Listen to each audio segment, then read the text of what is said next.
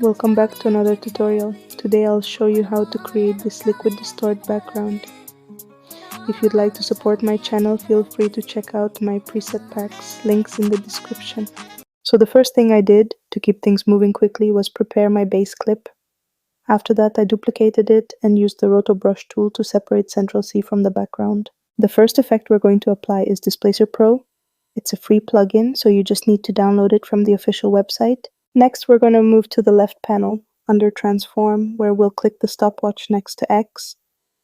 You can also do the same for Y, but I personally don't use the Y-axis much because I don't like how the edges repeat. To view the keyframe you've just created, you can press U on the base clip. Now, move to the very end of the clip and increase the X value. As you can see, this creates a distorted background effect.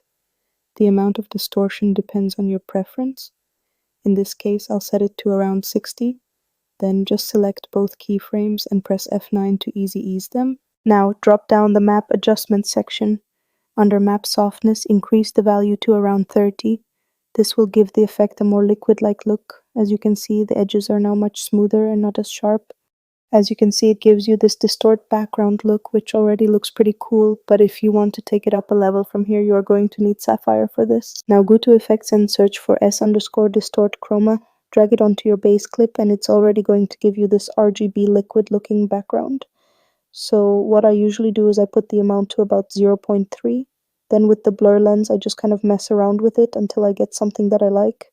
Something like that probably, and then I turn up the Rotate, Warp, Distort. Now we can just play this back.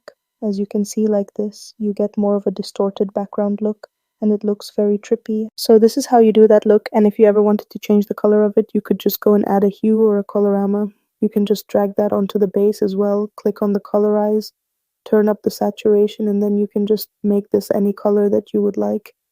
And bam, just like that, you'll get that distorted, lean looking background that is very popular in the underground.